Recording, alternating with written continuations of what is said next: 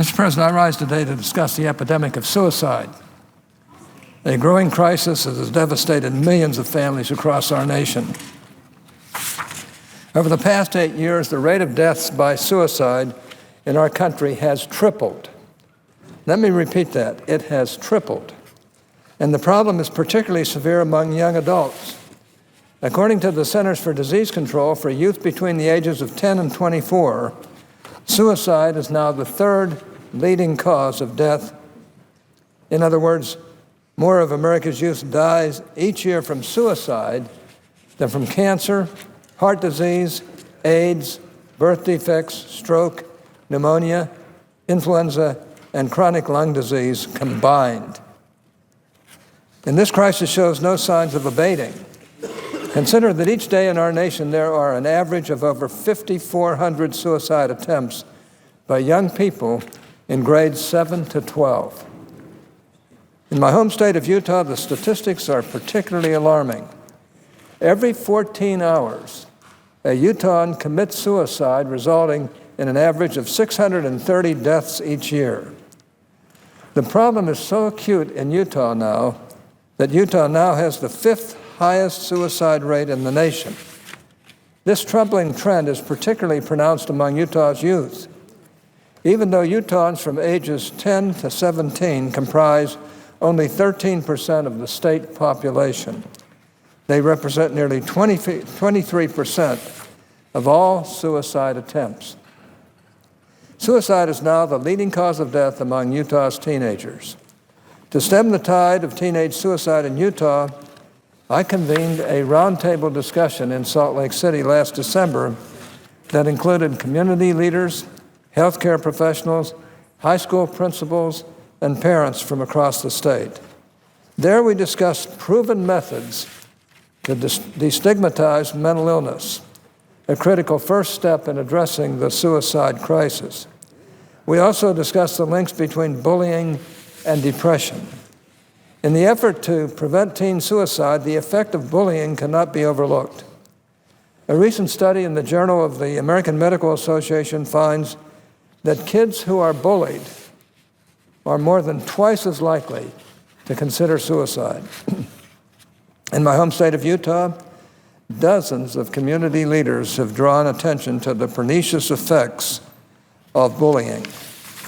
Foremost among them is Dr. Greg Hudnall, a nationally recognized expert in suicide prevention. Dr. Hudnall found that between 8 and 12% of all suicides are committed by young people who have been bullied. To discourage bullying and to help our teenagers who are suffering most, Dr. Hudnall has led in the development of Hope for Utah. Hope for Utah is a dynamic peer-to-peer program designed to empower students in groups called Hope Squads. Hope Squads identify warning signs of depression in teenagers and offer help to those in need. Wendy Nelson, the principal of Utah's Syracuse High School, recently told me how Hope Squads have helped students at risk of suicide to connect with therapists that the school has made available on a regular basis. The high school has since partnered with a local community health center for help in addressing the need for help in this particular area. And, of course, the need for mental health professionals in schools. This shortage of mental health counselors is a serious problem, not only in Utah, but in schools across the nation. It's a very, very serious problem. In our December roundtable discussion, we learned that teen suicide is something schools, parents, and mental health professionals cannot address individually.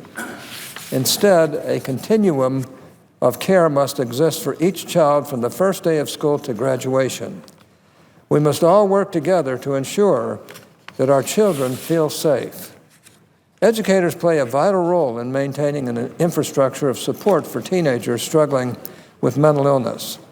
And because educators are often the first to identify warning signs in vulnerable students, hundreds of teachers in Utah receive training in how to identify and respond to these signs.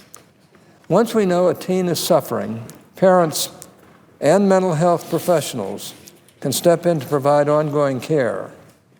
Building community partnerships that involve everyone and that focus on evidence-based practices can save hundreds, if not thousands, of lives. My main purpose in organizing the roundtable discussion was to find ways I could help prevent suicide on a national level. Increasing access to mental health care has been a fixture of my Senate service. Nearly 20 years ago, I convened the Senate Finance Committee's first hearing dedicated to mental health. More recently, I focused my legislative efforts on fighting prescription drug abuse, an epidemic that has only accelerated our nation's mental health crisis. I played a leading role in passing the Comprehensive Addiction and Recovery Act and helped draft the 21st Century Cures Act, which President Obama signed into law in December. Both bills take aim at the opioid epidemic that is ravaging entire communities across the nation. As a legislative body, we have set aside partisan differences in recent months to combat the opioid crisis as part of a broader effort to address growing rates of mental illness and death by suicide. But, Mr. President, there is more we can do to help. To begin, we need to provide better and more immediate access to counseling and mental health services. This was one of the main takeaways from last year's roundtable discussion. So often we hear that those seeking help are just one positive interaction away from giving life another chance. As Utah State Senator Daniel Thatcher said, quote, "If you talk to someone, they live. If you connect them to support, they live," unquote. Laura Warburton, a Utah mother who lost her daughter to suicide, said that the day her daughter died, she had attempted to make one last call to her therapist and could not get through. Well, this is a complex problem with no simple, immediate answer. There are steps we can take to help, and today we are taking those critical first steps to prevent future tragedies from taking place. In response to what I learned during the suicide roundtable in Utah, I have joined Senator Joe Donnelly in introducing the National Suicide Hotline Improvement Act, a bipartisan proposal that will make it easier for Americans of all ages to get the help and treatment they need when they are experiencing suicidal thoughts. The current suicide prevention lifeline system and Veterans Crisis Line are in desperate need of reform. Our bill will require the Federal Communications Commission, in consultation with the Department of Health and Human Services and the Department of Veterans Affairs, to study the current national suicide hotline system and make recommendations to Congress on how we can improve it. Across our great nation, there are millions of people, especially young people, who are alone and suffering in the shadows of depression. Many of them are bombarded by suicidal thoughts and have no idea where to turn for help. To make matters worse, the National Suicide Hotline number, 1-800-273-TALK, T-A-L-K, is not an intuitive or easy number to remember, particularly for those experiencing a mental health emergency. Fortunately, the success of the 911 emergency system provides a model for addressing this problem. My bill will require the Federal Communications Commission to recommend an easy-to-remember 3-digit number for the National Suicide Prevention Hotline.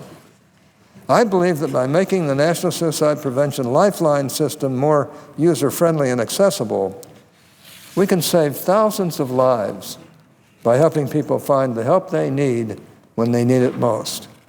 In introducing this legislation, I wish to thank my fellow Utahn, Congressman Chris Stewart.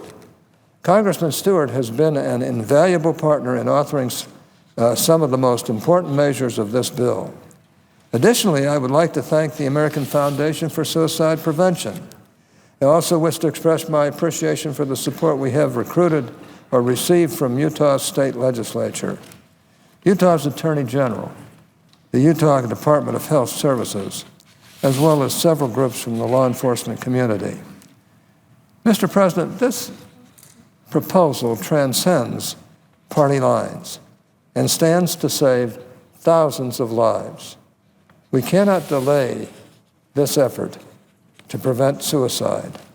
And so I call on my colleagues in both the House and the Senate to act quickly to pass this bill.